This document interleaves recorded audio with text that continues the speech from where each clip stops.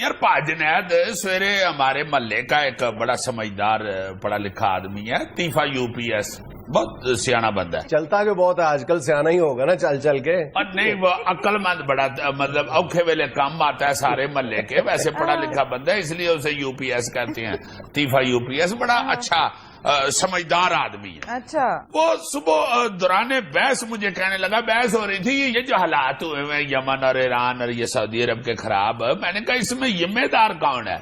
کہتا یہ کوئی ایک ذمہ دار نہیں، سارے اسلامی ملکوں کے سربراہان جو ہے نا وہ اس کے ذمہ دار کسی نہ کسی انداز میں. میں نے کہا کیا مطلب یار، تم بھی اس کو سیکنڈ کر رہے ہو؟ یہ بالکل، میں تیفے UPS کو بالکل سیکنڈ نہیں کر رہا، اس سے ایک قدم آگے بڑھ کر اس کو انڈورس کر. UPS کے ڈر سے میرا خیال ہے کہہ رہا ہے ان کو ایسا نہیں بنتا وہ کہ کام خراب کرے. 16 نے درست بات کہی ہے کہ کوئی ایک حکمران بھی یا ایک بلاک کے لیڈرز اپنے آپ کو ایگزیمپٹ نہیں کر سکتے اس صورتحال. بلکہ اس صورتحال کی ہم بات کیوں کرتے ہیں؟ آج جو پوری دنیا میں مسلمانوں کی حالت زار ہے، ہمارے جو رولرز ہیں وہ خود کو بری و ذمہ قرار نہیں دے سکتے. سچی بات. ڈیٹیل میں مجھے بتائیں یار. میں ڈیٹیل میں بتا دیتا ہوں تمہیں یار اتارا کرو. نہیں میں ادھر جا کے بحث کرنی پڑتی ہے تیفے UPS کے ساتھ. منیرا کھنگی سارے بڑے پڑھے لکھے لڑکے ہیں. کچھ عرصہ پہلے میں نے تمہیں وہ لسٹ نہیں دکھائی تھی کہ دنیا کے جو 10 امیر ترین حکمران ہیں، 10 امیر ترین حکمران، اس میں سے مسلمانوں کی تعداد کتنی ہے؟ کتنی؟ بھول گئے ہو؟ 7 یعنی 10 میں سے 7 مسلمان ہیں یار. امیر ترین 10 نمبر 1 جو ہے وہ ولادیمیر پوٹن ہے رشیا کا، ٹھیک ہے نا. وہ اس کی میرا خیال ہے جو اثاثوں کی مالیت ہے وہ میرا خیال ہے کہ $40 ارب سے بھی زیادہ ہے. وہ میرے اور دوسرے نہیں شوخا ہوا. ہاں وہ صحیح ہے. اور دوسرے نمبر پر یہ جو تھائی لینڈ کا شہنشاہ تھا بھمی بول، اس کے 30، اس کے پاس بمبی بولتے کچھ نہ بول. $30 ارب پرول.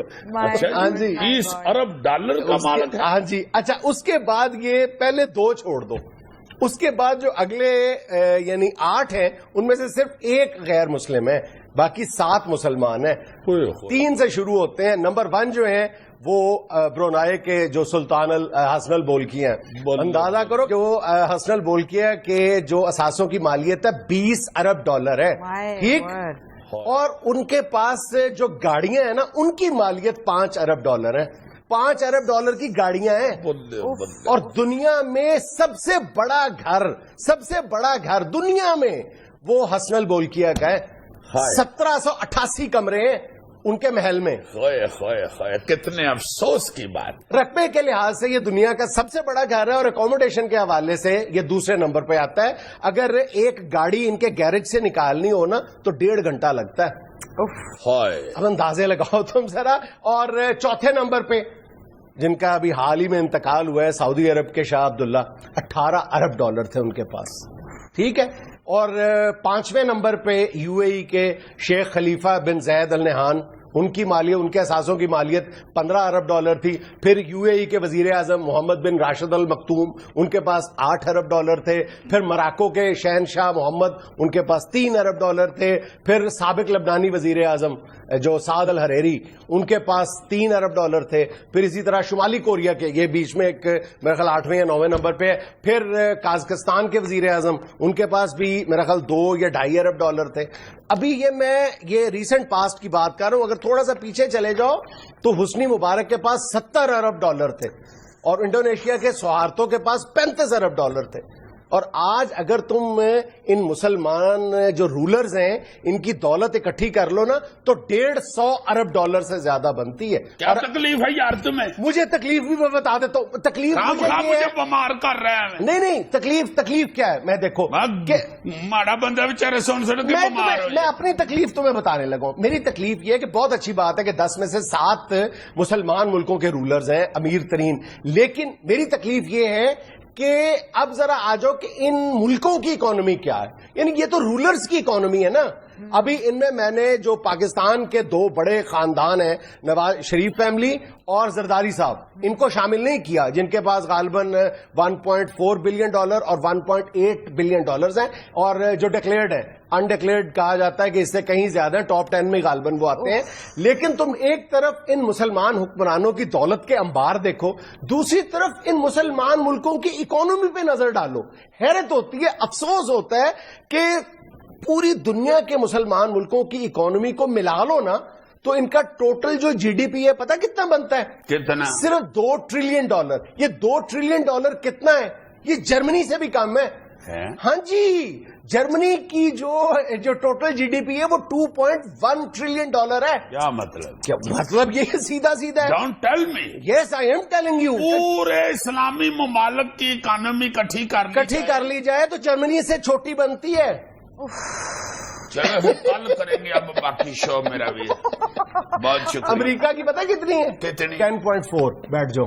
اس طرح کی بات پاس بلا کے تب بتا دیتے تو پتہ لگ گئی تھی. ہو یار سر ہم سارا کچھ بتا دیا. پتہ ہی تو چلتا نہیں ہے کہ ہوا کیا ہے. پتہ ہی تو چلتا نہیں ہے کہ ہمارے ساتھ ہوا کیا ہے. اچھا تم یہ دیکھو، اب میں کیوں ماتم کرتا ہوں کہ یعنی ملکوں کے پاس نہیں ہے، رولرز کے پاس ہے. ملکوں کی اکانومی کا میں نے تمہیں بتا دیا کہ کیا ہے. جرمنی سے تھوڑی، جرمنی سارے ملکوں کے پاس. یہ سعودی عرب، دبئی شبئی سب ایگزیکٹلی سارے. اچھا اس کے بعد تم آ جاؤ مسلمان ملکوں میں رہنے والے جو دبئی کی لینڈ کروزر سب ملا ملوک ہے، سب ملا ملوک ہے. لیکن سر سعودی عرب میں تو عام شہری بھی تقریباً اتنا ہی امیر ہے جتنا وہاں کا. یہ بھی ایک غلط بات ہے، ایک مسکنسپشن ہے کہ سعودی عرب میں یا عرب ملکوں میں جو پبلک ہے وہ بہت خوشحال ہے. ہر 5 میں سے ایک جو عرب شہری ہے نا، ہر 5 میں سے ایک عرب شہری جو ہے اس کی یومیہ آمدن $2 سے کم ہے.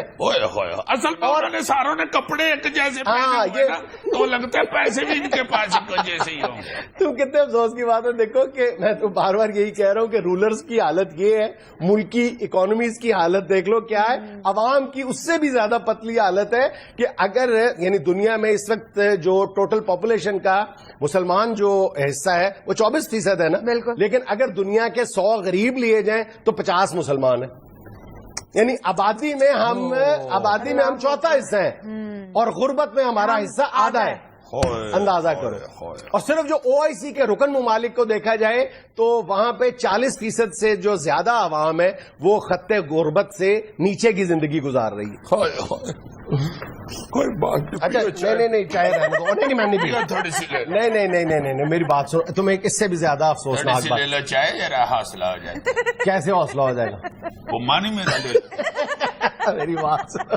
تمہیں اس سے بھی زیادہ رک جاؤ. اب اس سے بھی زیادہ دکھ کی بات بتاؤں. چلو یہ تو غربت کا عالم ہے نا، اب تعلیم کا عالم دیکھ لو. تعلیم کا حال یہ ہے کہ ہمارے حکمرانوں کے پاس $اربوں ہے، $خربوں پہنچنے کو ہیں. ٹھیک ہے، ہمارے ہاں مسلمانوں میں پھر ہم روتے ہیں کہ جناب اسرائیل کیوں ترقی کر گیا.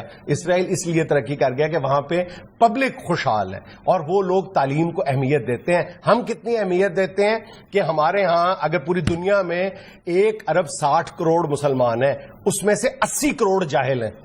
50% جاہل ہیں، 50% غریب ہیں. پوری مسلم ورلڈ میں موجود یونیورسٹیز کی تعداد لگائیں تو اکیلے ہندوستان سے کم بنتی ہیں. اچھا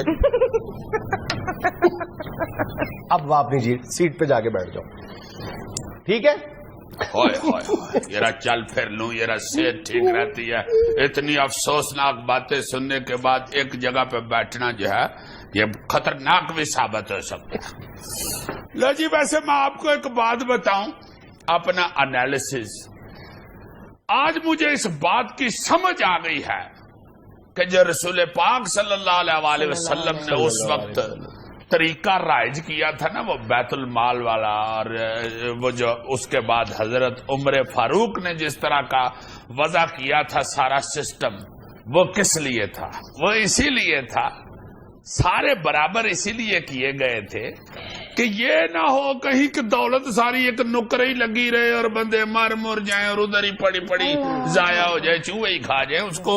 اگر اس طرح موو کرتے رہیں گے تو وہ کہیں نہ کہیں اچھے کام پہ لگی رہے گی. تو بھائی جان آج صرف اتنی ہے کہ یہ جن حالات کا آج امت مسلمہ کا سامنا ہے, مسلمانوں کا سامنا ہے, اس کی بنیادی وجہ یہ ہے کہ دنیا بھر میں جتنے بھی مسلمان ملک ہیں ان کی جو غالب اکثریت ہے حکمرانوں کی, ان کو اپنے اقتدار سے غرض ہے, ان کو اپنی ذات سے غرض ہے, ان کو اپنے سرمایے سے غرض ہے. ان کو اگر وہ کسی چیز میں لیسٹ انٹرسٹڈ ہے تو وہ پبلک انٹرسٹ ہے, وہ مسلمانوں کا انٹرسٹ ہے. اسی لیے ہمیں ہر طرف جھگڑے نظر آتے ہیں, بدامنی نظر آتی ہے, خون نظر آتا ہے, باہم دست و گریباں نظر آتے ہیں. یہی وجہ ہے. اور سر ہمیں جو لڑانے والی طاقتیں, ہم یہ نہیں سوچ رہے کہ وہ 10 ٹریلین سے بھی اوپر چلی گئی ہیں. ایگزیکٹلی.